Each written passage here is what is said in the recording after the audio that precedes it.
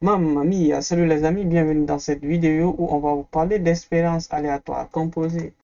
On prend notre exemple précédent qu'on a pris avec les expériences aléatoires simples, puis on va essayer d'effectuer une deuxième étape. Ici, on a l'expérience aléatoire composée. Si notre première étape, si vous vous rappelez bien avec les expériences aléatoires simples, et ici, notre deuxième étape qui est l'expérience aléatoire composée. Donc, votre deuxième étape va dépendre en fait du type d'expérience aléatoire que vous êtes en train d'étudier. Donc, on peut avoir soit les expériences aléatoires composées qui sont en ordre seulement, ou encore avec remise seulement, ou encore avec ordre et remise à la fois, et sans ordre ni remise. Donc, ça va dépendre du type d'expérience. Prenons le cas l'expérience aléatoire composée avec ordre. Maintenant, on vous dit, mettez votre main dans le sac et essayez d'avoir un bonbon de forme rectangulaire suivi d'un bonbon de forme triangulaire. Donc, lorsque vous piochez pour la première fois, vous devez avoir un bonbon de forme rectangulaire et suivi d'un bonbon de forme triangulaire. Rien n'est très compliqué. Prenons une logique très facile, vous allez comprendre. Si la première fois, si vous mettez votre main dans le sac, on a dit qu'il y a l'ordre, mais la remise ne compte pas. Donc, à chaque fois que vous prenez le bonbon, vous le mangez. Donc, prenez pour la première fois un bonbon de forme rectangulaire.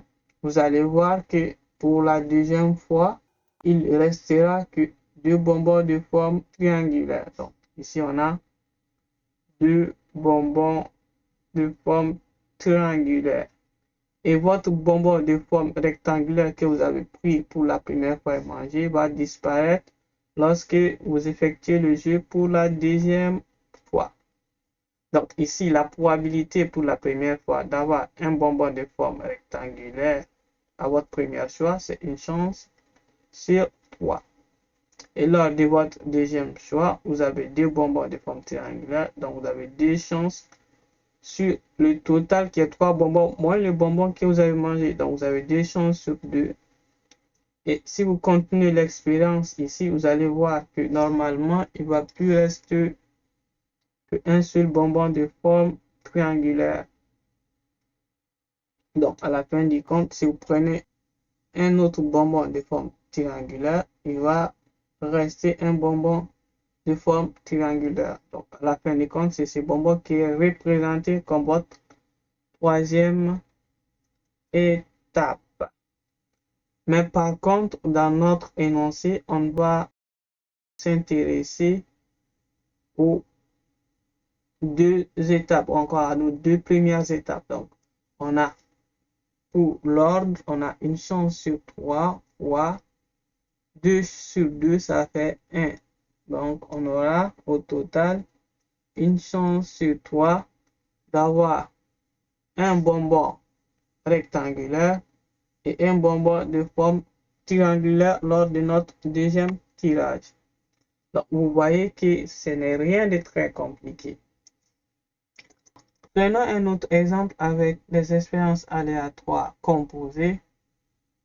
Lorsque vous avez remise, mais l'ordre n'est pas considéré. Donc, vous pouvez piocher au début soit votre bonbon de forme rectangulaire ou votre bonbon de forme triangulaire. Cela ne veut pas dire que vous avez raté en fait. Donc, l'ordre ne compte pas. On vous dit que vous faites un jeu et au premier tirage, vous avez un bonbon de forme triangulaire et un bonbon de forme rectangulaire. Donc, ici, on a pour votre deuxième étape, on vous dit que à chaque fois que vous prenez le bonbon, vous le remettez dans le sac. Donc, ici, l'ordre n'est pas important. Vous allez voir que si vous sélectionnez un bonbon de forme rectangulaire avec une chance sur 3 au début, lors de votre deuxième étape, vous avez combien de bonbons de forme triangulaire? Donc, vous avez deux bonbons de forme triangulaire sur le total qui est 3 parce qu'on a remis le bonbon de forme rectangulaire à l'intérieur. ici, on a une chance sur 3 lors de notre premier tirage et 2 chances sur 3 lors de notre second tirage. Et ici, lors de notre premier tirage, on a 2 chances sur 3. Et pour notre second tirage, on a une chance sur 3 de piocher le bonbon de forme rectangulaire. Donc, ici, avec la formule, vous allez avoir 1 sur 3 fois 2 sur 3 plus 2 sur 3 fois 1 sur 3. Cela nous donne quoi? Cela nous donne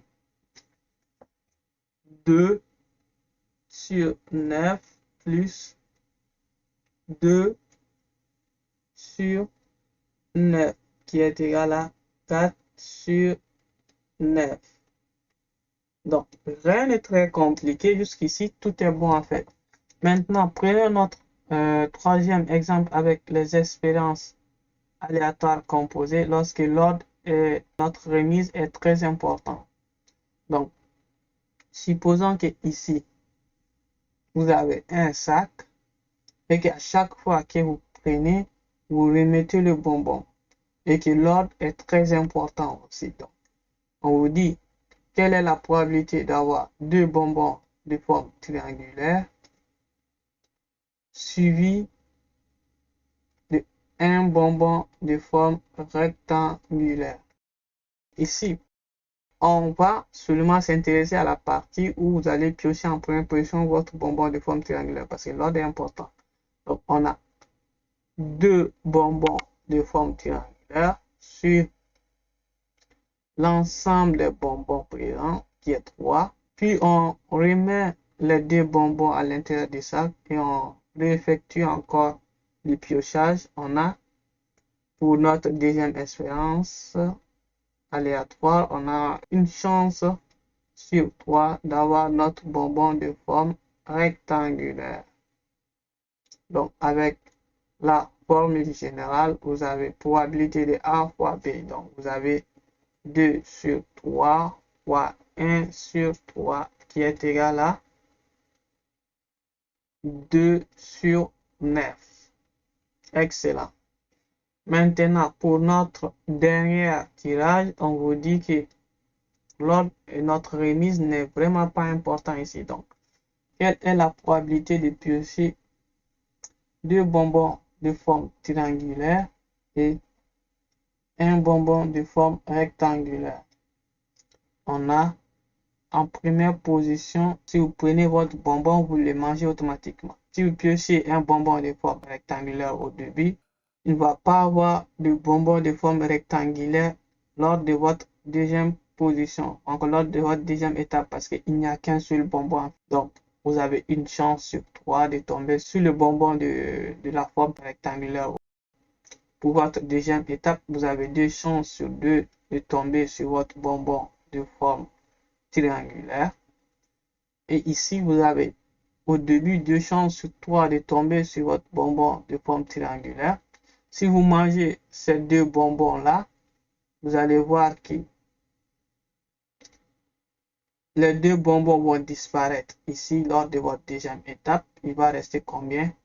Il va rester juste votre bonbon rectangulaire. Pour calculer la probabilité, 1 sur 3 fois 1 plus 2 chances sur 3 fois 1 qui est égal à 1 tiers plus 2 tiers qui est aussi égal à 3 sur 3, donc qui est égal à 1. Donc vous voyez que la logique elle est très facile en fait, ce n'est rien de très compliqué. Merci d'avoir suivi cette vidéo, on se dit à la prochaine.